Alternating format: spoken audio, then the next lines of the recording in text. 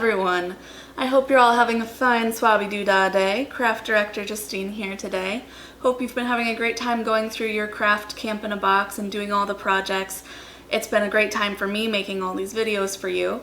So for today's project, I am so excited. This one is messy and fun and it turns out beautifully. In fact, yours might turn out a little something like this. We're doing tie-dyed t-shirts today, and they are the coolest t-shirts that I have ever seen with that camp logo on there. So I'm going to just set this aside so it doesn't get more tie-dye on it. So for today, you've got a tie-dye kit and you've got a t-shirt. So we're just going to open up the kit, get everything out of there, and get all set up for this.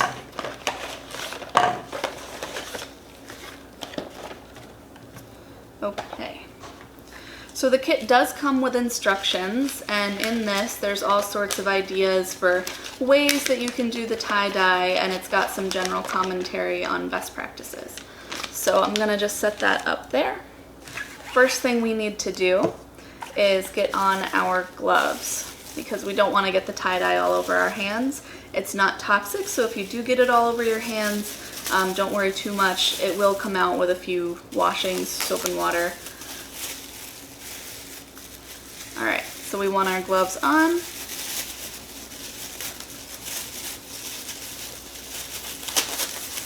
And then we're going to open up our bottles. We've got 3 colors that come with the kit, and they've got the dye already measured in them, but you might notice they look pretty empty. That's because they need some water.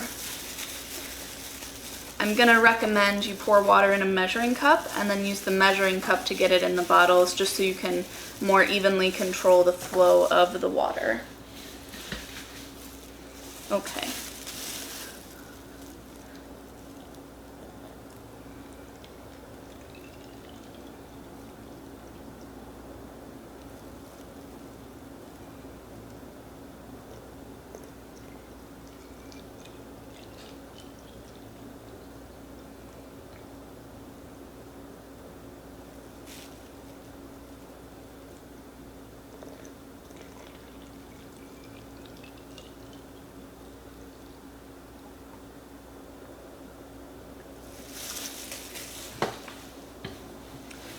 Alright, so now once you've got the water in there, you can screw the caps back on. You might notice I had a little bit of accident, just a little bit of the yellow dye spilled over the side, so I've got my paper towels always standing by when we're doing a messy project, and I'm just going to clean that up before I accidentally set the white shirt on the yellow dye.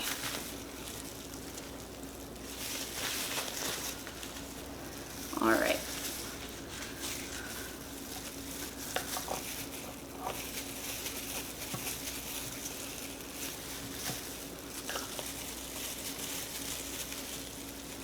Okay, and then the last thing you need to do to prep your dye is to just shake it up so the water and the dye all mix together. You want to make sure you keep these red caps on while you're shaking, otherwise you're going to accidentally shoot tie-dye all over the room. Okay. And you should be able to check the bottom, make sure there's no clumps of dye at the bottom there, make sure it's all mixed in really well.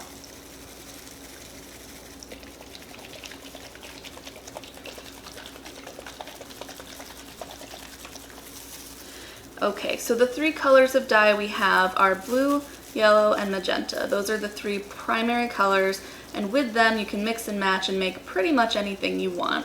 You mix the yellow and the blue together, you've got some green. You mix the yellow and the magenta, you've got some orange. You mix the magenta and the blue, you've got some purple. So just be aware of what colors you're using, what you're putting where, and how cool it is when they interact with each other. So now, the next step is we're going to take our shirt and we're going to lay it out and prep it for tie-dye. I've got a big shirt here, so I'm going to give myself as much room as I can. So this is where all of the ideas in this booklet come in handy. It gives you all sorts of things that you could do with this.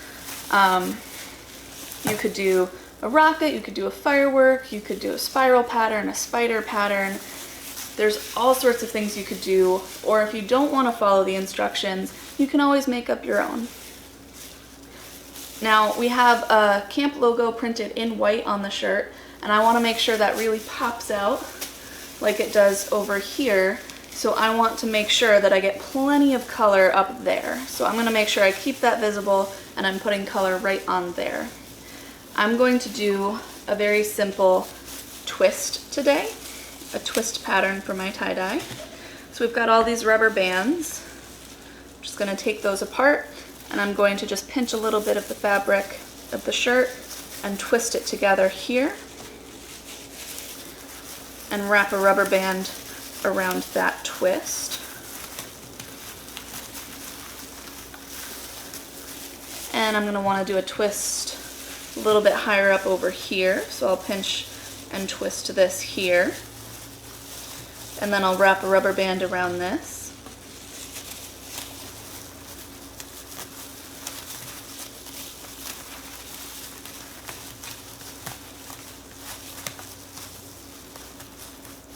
Alright, that one didn't quite take.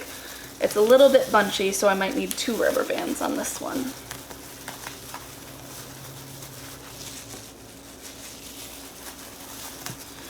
Anywhere there's a rubber band, it's going to make it harder for the dye to get to that fabric. So just be aware, wherever there's a rubber band, that's going to be a paler stripe. Alright, and I'm going to do another twist down here at the bottom.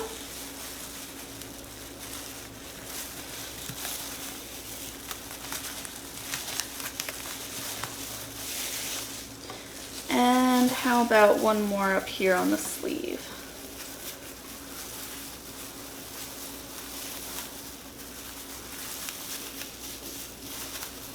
Okay, so this is how I've prepped my shirt. You know what, I'm gonna do one more down here, why not?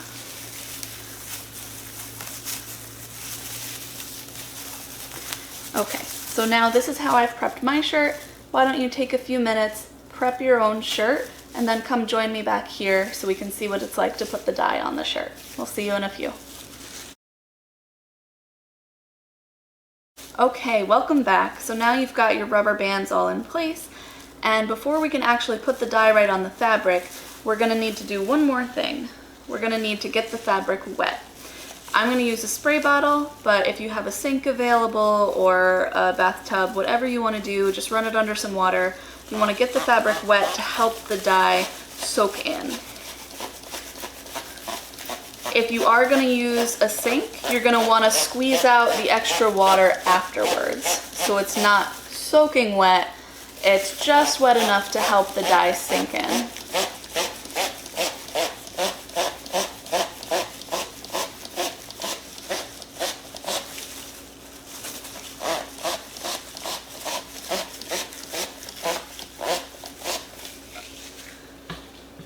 Okay, now, because this is a camp shirt, I want lots of green on here. So I'm going to start with some yellow, and then I'll add some blue to that afterwards. Just gonna pop the little red cap off, and you wanna be very careful when you're doing this that you're not accidentally spraying dye all over. It's gonna come out pretty quickly. So you wanna get it lined up first and then tilt it up enough that it'll come out just where you want it to. Okay. All right, and you want to make sure you're seeing all of the angles of the dye, all of the fabric. So keep moving things around, take a look at it, and make whatever adjustments you need to as you go. If you want to leave lots of white space, you can always do that. It is your project, your choice. But if you don't want lots of white space, make sure you're putting enough tie-dye on there that it will soak into the layers underneath, okay? All right. So now to get a nice green, I'm going to start putting some blue around the yellow.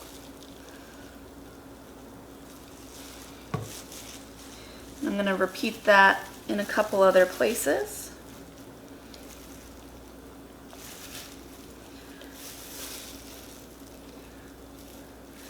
You also want to make sure, because the 3 bottles you have are all you have, you want to make sure that when you're applying your tie-dye, you're saving enough to cover the whole shirt.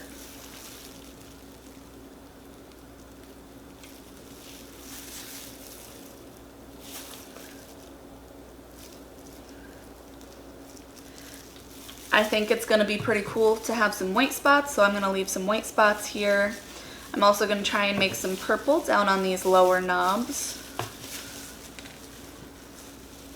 So I'll start with some red, some magenta, and then add some blue around that. And again, you want to make sure you're covering all of the white that you want covered. Make sure you're putting enough of it in there that it can soak in. If the dye doesn't seem to be soaking in, if it seems like it's just kind of running off the shirt, you might want to try and spray on more water.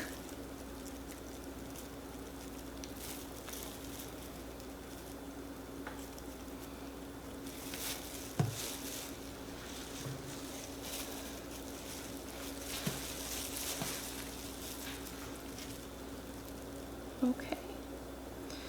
Now, if you have a more involved design and you have everything scrunched up, then probably everywhere you've got rubber bands, you're going to be putting on dye. You can see I've got a lot of space that's not scrunched up, a lot of space that's left open. So I'm going to just also be kind of squirting the dye on more or less at random. I might even scrunch my shirt up like this a little bit to try and give it a cool pattern too. You can also see my dye is running off onto the table underneath. If I had a cooling rack, you know, little wire rack that stands up off the table a little, I would set this up on there so that the dye can drain without soaking into places I didn't mean for it to soak into. But I think either way, this is going to turn out pretty cool. So now I want to get some orange and some more green on here because green is pretty great. So I'm just going to liberally squirt the yellow all over the place. And then where I want it to be green, I'll add some more of the blue. Where I want it to be orange, I'll add some more of the magenta.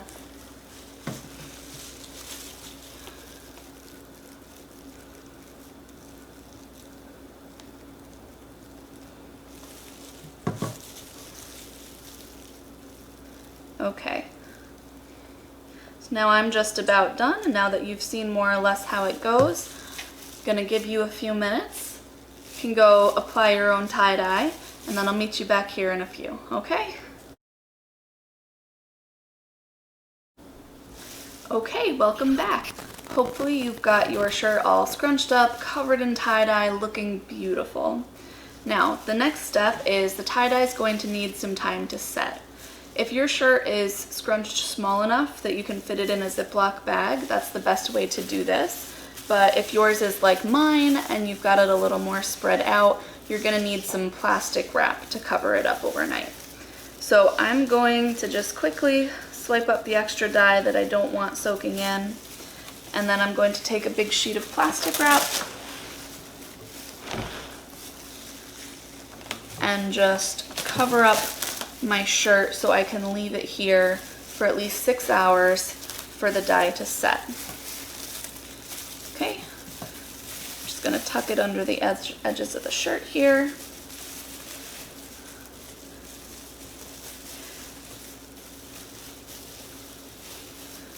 Alright, and then this just has to sit, and after it's been sitting for anywhere from 6 hours to a day, I'm going to take it to a sink, and I'm going to take these rubber bands out and just run it under the cold water and squeeze out all of the extra dye. After I do that, I'm going to throw it in a washing machine, and it's going to be the only item in the washing machine because there will still be some extra dye coming out. You don't want that getting all over your other clothes. So the instructions for that are in here. It's just after it's set, run it in the cold water in a sink, and then wash it a couple times in the washing machine. And it'll be ready to wear, looking beautiful. And I would love to see some pictures of your finished shirts after you're done making them, so if you'd like to share those, please send them our way. And in the meantime, I hope you have a fine swabby-doo-dah day.